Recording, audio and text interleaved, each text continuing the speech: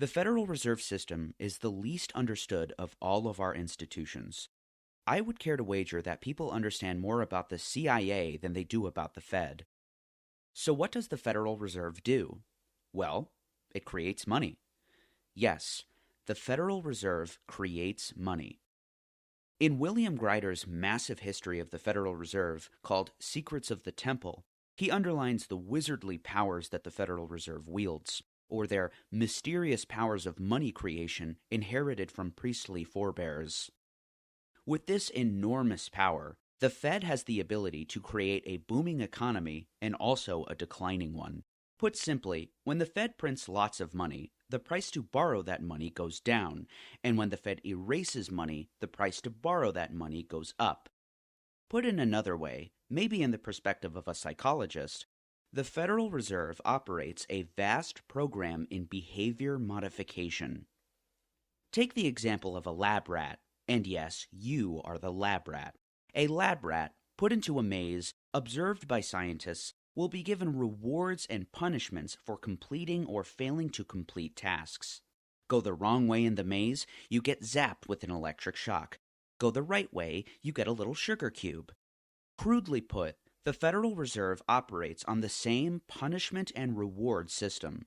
If the economy is flush with cash, people take out loans, spend their money, money circulates, increasing economic activity.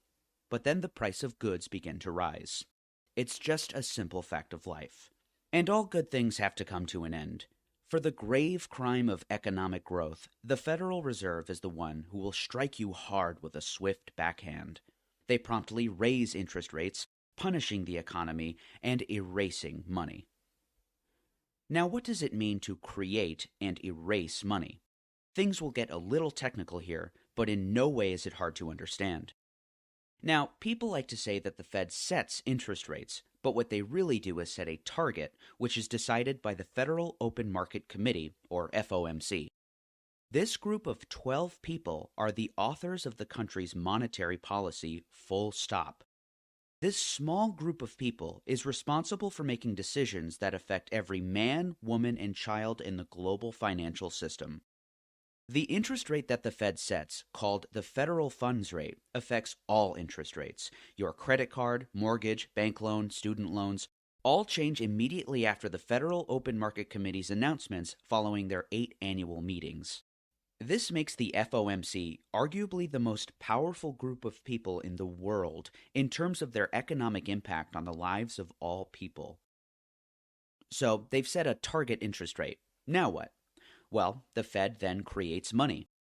This is done in what author Christopher Leonard called a surprisingly small room located in the New York Federal Reserve building. Maybe once or twice a week, a Fed trader will enter the room, close the door behind them, and sit at a computer terminal to access the Fed's proprietary trading software called FedTrade. The trader will begin buying treasury bonds, government debt, from private bankers. Do they buy the Treasury bonds from the Treasury Department? No, they buy the Treasury bonds from the Goldman Sachs. You must be me. No. Only about 24 banks are qualified to deal directly with the Fed, the biggest banks, the JP Morgans, the Goldman Sachs, the Citigroups. When the Fed trader buys the bonds from the bank, the money is deposited into their account. And with a few keystrokes, money has just been created out of thin air. Just to review, the Federal Reserve creates money when the New York Federal Reserve Bank buys treasury bonds and other securities from private banks. That money is then loaned to businesses to fund production and hire workers. That is how money is made in the private economy. This money is erased when the New York Fed does the opposite, by selling treasury bonds. When the bond is sold, the bank gives the money back. The money is now gone, poof, from the private economy. The second way that money is made is through what's called the discount window at the 12 different Federal Reserve banks around the country. Basically, these Fed banks will loan money to local banks in their area using money that the Fed has created. That money is erased when the private banks pay back the loan. Poof, that money is now gone. So when the Federal Open Market Committee sets a target, like they want to lower the interest rate by 0.5%, they start pumping the economy with money. They do this by buying bonds from banks or loaning them money. When they want to raise the interest rate, which is what they're doing now, they sell off their bonds, scooping money out of bank accounts. Banks have less money, so they loan less money. The scarcity of money raises interest rates. To combat inflation, the Fed will raise interest rates and decrease the amount of money in the economy. This is another way of saying the Federal Reserve causes economic decline. More specifically, the Federal Reserve causes unemployment. When you're trying to wring out inflation, you have to keep the economy below its potential. The nasty way of putting that is you have to keep unemployment high. No slowdown, no recession. That is what the Fed is there for. This is a lie. The Federal Reserve doesn't prevent recessions, it purposely causes them. Piper Sandler, the investment banking firm, produced a report in 2022 which documents at least 8 Fed-induced recessions since 1961. Interestingly enough, the Federal Reserve bankers and economists used to be a little more open and honest about this. Before the massive recession beginning in 1981, the FOMC discussed cutting the supply of money to the economy. Federal Reserve Governor Philip Caldwell didn't mince words. There wasn't any question that the board knew that recession would follow. That's the penalty you have to pay for going out too far on the inflation side. The first recession induced by the Fed was in 1920, following the First World War. The U.S. borrowed heavily, causing massive double-digit inflation. So the Fed ramped up interest rates so high, the recession that followed was bad enough to be labeled a depression. Unemployment exploded. It was an especially long recession at that, and a year later, Federal Reserve Governor Adolph Miller said it was still too early to ease the recession because unemployment was still too low, even though it was at nearly 12%.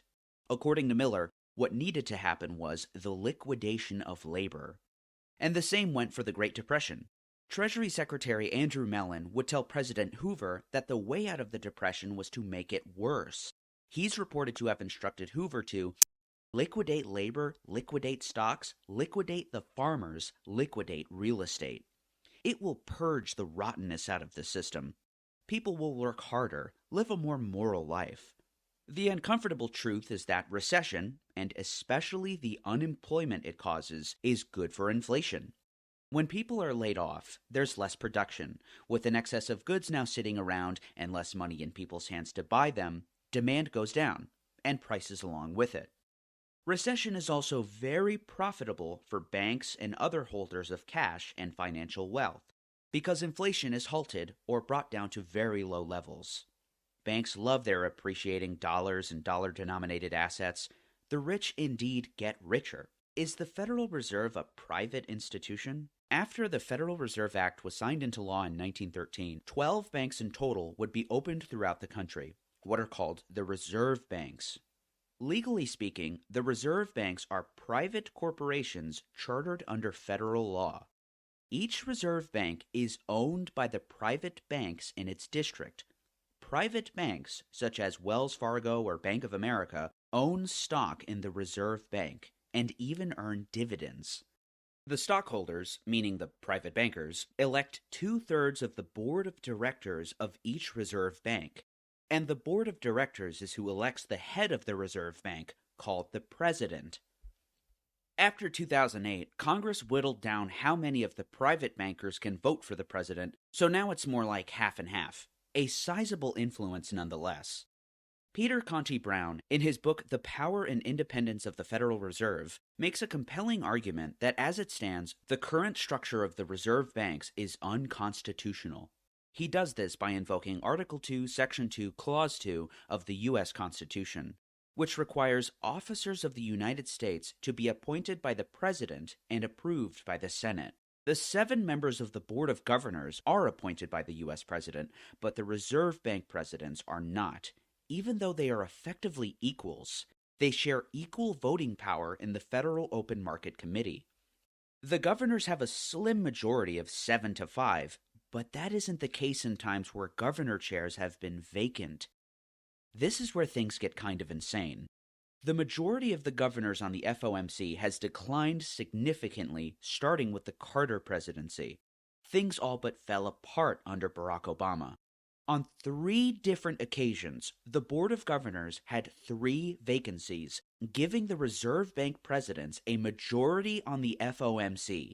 From 2009 to 2015, the Board of Governors had a majority only 42% of the time. And the Reserve Bank president's votes on the FOMC aren't the only issue. All 12 Reserve Bank presidents are present at every FOMC meeting and are allowed to give their input completely unrestricted.